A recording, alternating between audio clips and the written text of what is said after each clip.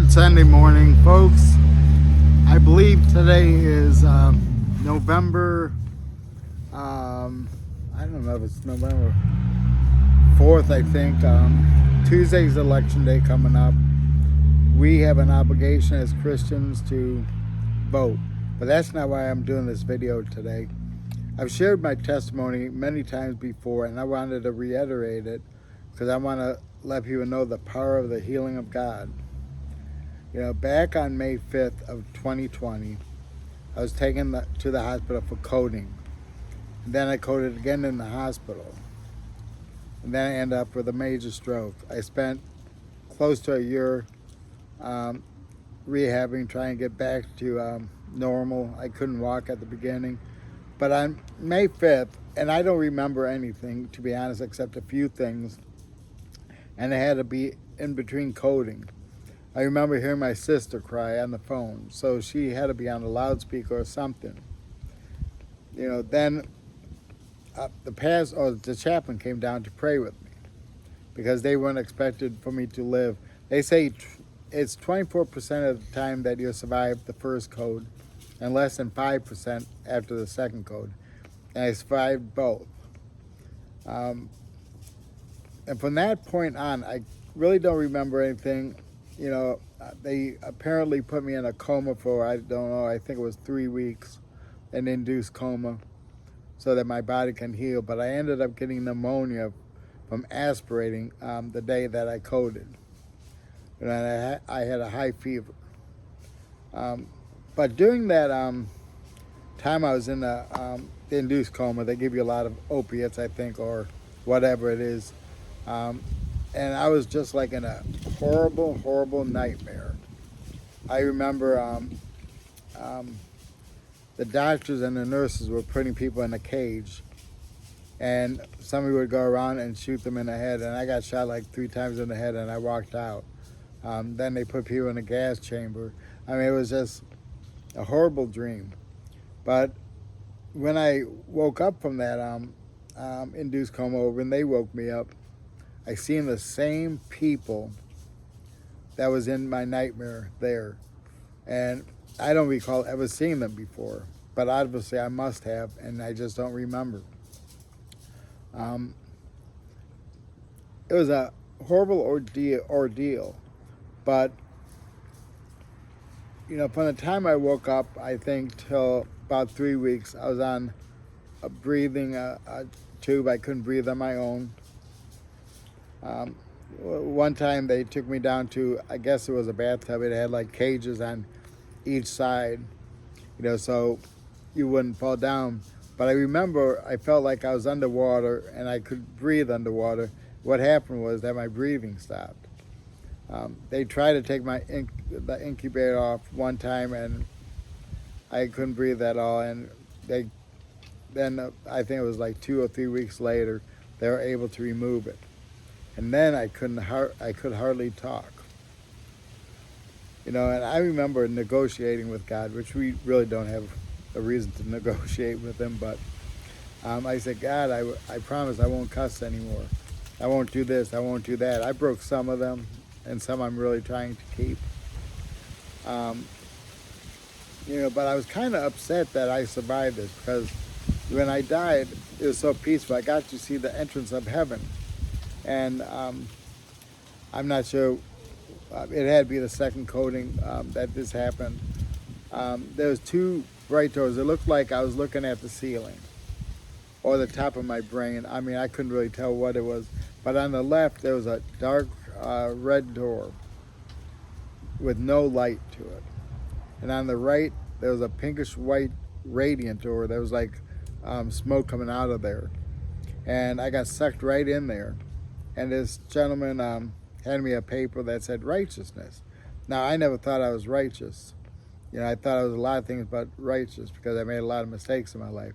Well, the city that was on the other side of that heart-shaped door was called Oman. And I remember asking the guy, where's the houses and many mansions at? And he said it was 20 miles up the road in Omar. Now there's this big, big, perfect concrete street, not a mark on it, no trash around. I didn't see anybody except that one guy. Um, um, I'm assuming everybody goes through a similar door to that. This was not something I made up. It was reality. I know some people say, well, you've seen something, but it couldn't have been heaven. Well, it was. I know what I seen. I didn't get down there to see the houses and many mansions, and I'm not sure how you got around. I didn't see, there was no cars or anything, so I wonder if you think it and then you end up there. Um, that would be interesting to know how that really ends up happening. But that really brought my faith closer to God because I knew for sure that there was a heaven. And sometimes I had doubts about this or that, but it assured me where my faith has gotten so strong that death is not a fear anymore to me because I know where I would be going. That doesn't mean I'm supposed to be out of sinning, not knowingly. And when I do, I'm supposed to repent just like any of us are. I was probably in intensive care for a month. I was in the advanced intensive care, which was right behind the main desk. And there was this, not old man, but this bald-headed, short-loaded doctor that wore a white coat and white pants and a white shirt. I remember that exactly. Every morning he would wave at me and say good morning, and I couldn't talk yet because I still had the breathing tube in me at that point.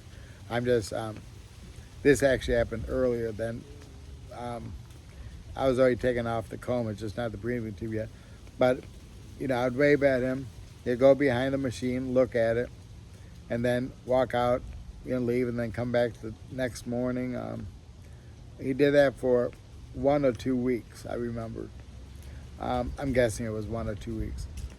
So when they took the breathing tube out, that was the first question I wanted to know. I asked the nurse, who was that doctor that was short, bald-headed, wore a white jacket, white pants, and a white shirt?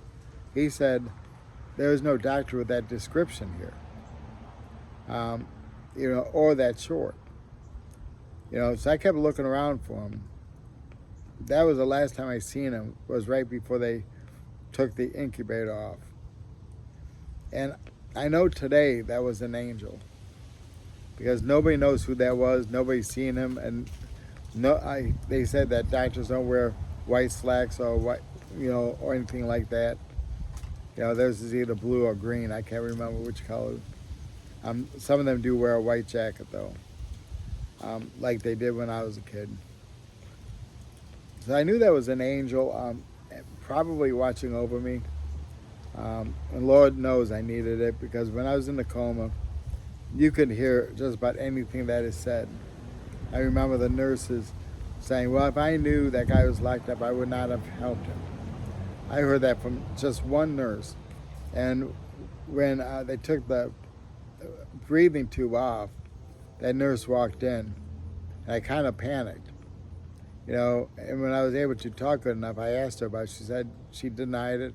I said, don't deny it. I heard everything you said. She said, how could have you? You're in a coma. I said, I heard it. And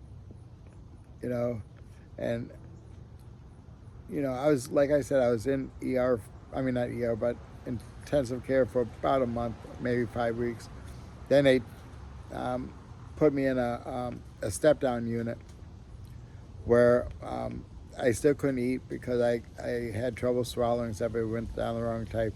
And I called the lady that did it, the swallow lady. I was not very nice to her neither. I'm sorry about that, but I wasn't feeling real good. And I'd go down there and I'd fail the test. It probably took 3 times. Finally, I pulled out the feeding tube myself. And I said, I'm on a hunger strike. I'm not going to eat until I get real food. So they took me down the next morning being a diabetic, and I passed it. So they brought me up a hamburger, fries, a big plate of food. And that was probably at 2 o'clock or 3 o'clock. And believe me, that was so good. Then 2 hours later, they brought me the same thing up, and I couldn't touch it. I was full. During that time, I lost about 30 pounds. Um, you know, I, so I was still weak. I didn't feel the best. My mind was kind of confused. I could remember stuff years ago, but I couldn't remember stuff that happened, a month earlier or 2 months earlier. I forgot who my roommate was at first.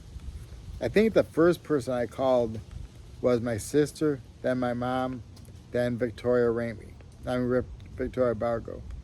It went in that order. Then I finally got a hold of Paul, who was my roommate at the time. He has passed away since then. My mother said, "You're a miracle," and I said, "Yeah, it sounds like it." And she said, "God's got plans for your life," and sometimes I'm still wondering what those plans are. I share Christ with most people I come in contact with. People on social media know where I stand, on my pro-life issues and my biblical beliefs. And I believe the Bible is the actual Word of God, that it was inspired by God, written by prophet. So God actually told them what to say. When I went to rehab, that was probably, 2 months later or so. I'm just guessing. I can't remember. It was part of Ohio Health, but they took me by ambulance to this place, and they took me in. I couldn't walk yet. They took me in there, put me in my bed. Then this young man came in and said, "My name is such and such. I'll be your physical therapist." A lady came in and said she would be my occupational therapist. So the next day, he said, "Are you really willing to work hard?" I said, "Oh, yeah." So he got me up to the walker, and I had trouble just getting up to stand on it. So I walked 2 feet. Then that was it. So that night, I started just moving my legs around the bed because I could move my legs. I just couldn't walk yet. I kept moving my legs constantly. So the next day, he came in. I walked a little bit further. And they came in, I think, twice a day or something. But occupational therapy helped me being able to take a shower because that was something that I just couldn't do quite yet. And they just wanted to build up my endurance. One day, the chaplain came in from the rehab center, and he said, God's got plans for your life. And he said, "I know you're a prisoner advocate, so I don't know how you knew that, but God's got a calling for your life, and it's even greater than that." And he inspired me to write a book, which I have, and my friend is editing it. It's taken her a while because she works a full-time job, and she also goes to school full-time, and she's my editor as well. So, and I'm not much of a writer, as she would say it. And I told her the other day, I said, "I'm thinking about becoming a professional writer," and she said, "Please don't." Kind of hurt my feelings because I thought I was the greatest writer since I wrote that. But I put down, from the time that I was sexually abused to the time I got in trouble to go to prison, I put in that book, no matter what the addiction is, you can overcome it. Maybe you won't learn maybe the desires won't completely go away, but you could learn how to control them. And addictions all are are similar, except each one hurts people in a different way. But they all have victims. Drug abuse has victims. You could be your own victim, your family, people you robbed from. Gambling, there's a victim, and usually it's if you're married, your spouse, because they're going without because you gamble all your money away.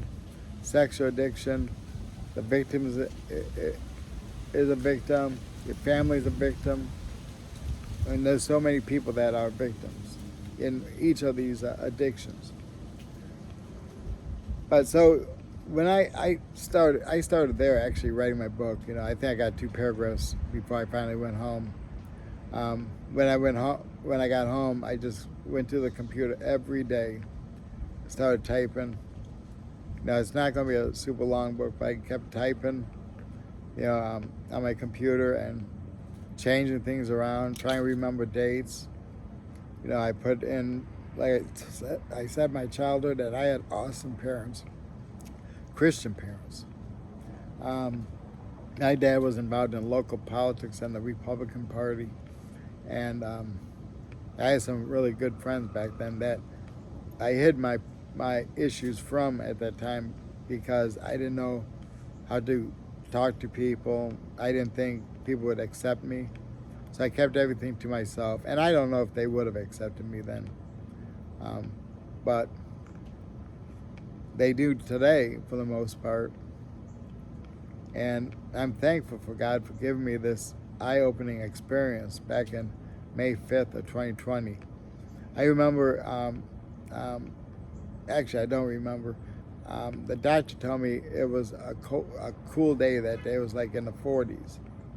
And when I woke up from my coma and I went, and a month later or so, I went to rehab, it was hot outside. And I already had spring fever because I was ready to go home. I kind of fibbed to the people at the rehab center. I said, yeah, I think I could go home. I could walk good enough. So my roommate picked me up. He had a van. And I stepped out of the van. I went straight to the ground and could not get up. So he called 911, and they came and they carried me in the house and put me in a chair. So every day when I got home, I'd walk with my walker in the house. I'd go a little bit further, a little bit further. Sometimes I just stood stood there holding onto my walker to try to make strengthen my legs. So I did a lot of work by myself, but I had a therapist and a physical and occupational therapist by Align Health that helped me with a lot of my issues from the stroke. I'm grateful for them. It's run by a lady by the name of Jamie, a Christian lady. And I'm thankful for her. I'm thankful to Jacob, who was my occupational therapist. Val, who was my physical therapist at the time. He's a nurse now at Ohio Health. I had great people instrumental in my recovery. My doctors were awesome through Ohio State. My doctors weren't from Ohio Health, but when you have an emergency like a stroke, that's where they take you because it's a trauma hospital. And they did an amazing job. I shouldn't be here by human standards. I remember somebody calling up. I don't remember it, but I was told someone called the hospital and told them my record. That's why the nurse said, if I knew he was locked up, I wouldn't have helped him. So you're only going to help people that are perfect in life. That's not how it's supposed to be. And she worked in intensive care. She was a supervisor. I forgive her though. I went up to the hospital about a year later and just started talking to the nurses, thanking them all. And a couple of the nurses said, we've been watching your YouTube channel, because I made sure everybody knew about it before I left. That was when I started a group called Change Starts With Us Ohio. The first group I started was Fair Treatment, Reform, and Reentry that Candace Hudson ran for us. She did an amazing job. Then Candace Sanchez, and then Shiloh was our president of Change Starts With Us Ohio. Along with Jerry Vaughn, our vice president. I can't remember everybody. Terry Croson stood with me the longest with Fair Treatment, Reform, and Reentry. I asked her one day, I said, will you be our treasurer? She said, as long as I can quit whenever I want. Well, that didn't work out. She tried to quit a few times, and we didn't allow that. So now I'm working on trying to get her to be our treasurer with Hope for the Community. I think I might be getting close, though. But people, I want you to know, that there is hope, and that hope has to come through Jesus Christ. I would not have survived that if it was not for the power of God. You know, in Isaiah 53:6, it says, all we like sheep have fallen astray. Every man has turned to his own way. And that is true. Look at what's happening in politics today. And your neighbors, when I was a kid, we used to talk to our neighbors, go over there and kick it with them. They'd come over to my mom's house for iced tea and cookies called cowboy cookies. They were chocolate chip cookies with oatmeal in them. And they were awesome. I kind of wish I had the recipe now. Not that I know how to bake, but I would attempt it. You know, and sometimes she would give them German potato salad. And it was just really nice to see people come over and care. My mother led some of them, our neighbors, to the Lord. She used to go to Curves, which was a place for, I think, for women to exercise. She did that till she was like 80, I think. And she shared Christ with several of them. At her funeral, there was a lady that came from there, from Mark's, that my mother shared Christ with, and they turned their lives around. And we have an obligation here on earth is to share Christ with others, to lead them to Christ, and not judge them for their past. You know, it's so easy to say, well, look at what he did. And that's the problems with our churches today. There's too much gossip in there. That needs to stop. I watch Hope of the Cross Church on Sunday mornings. That was Palm Heights Baptist Church. My father was a founding member of that church. And I watch that every Sunday. If you're in the Cleveland area, go to Hope of Cross Church on Ridgewood Drive in Jay. It's right across the old Palmertown Mall, which I'm not sure what is happening with Palmertown there. I've heard rumors. I don't get to Cleveland as often as I used to, but I plan on getting up there to go to the lake this coming summer. Mansfield to see Victoria, who's been like a daughter to me.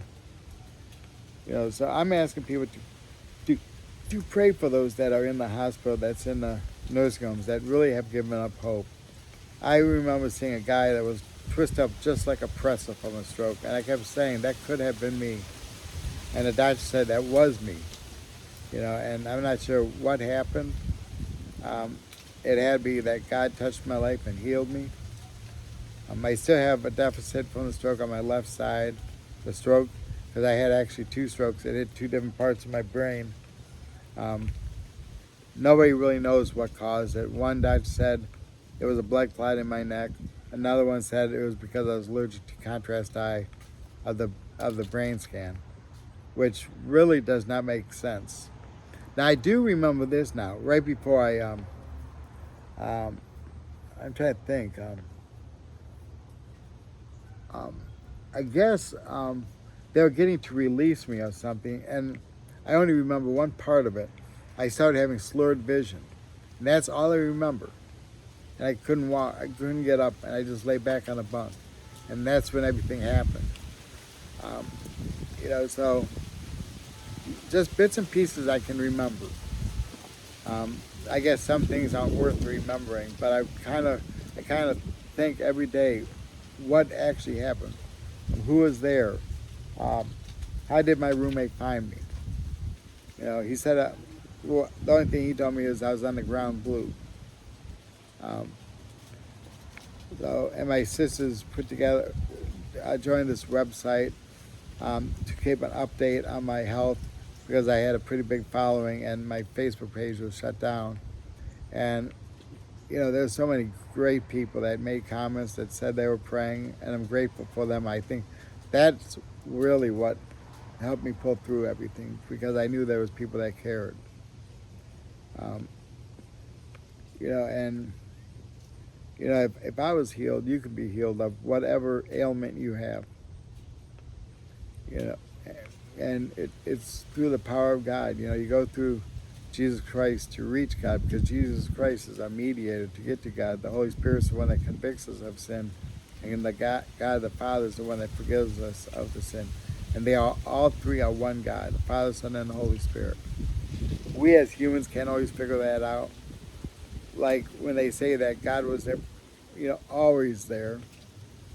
How can somebody always be there? You would think somebody had to be created. So that our minds can't really comprehend, but we have to believe it by faith. Folks, I really appreciate each and every one of you. Have a great day, everyone.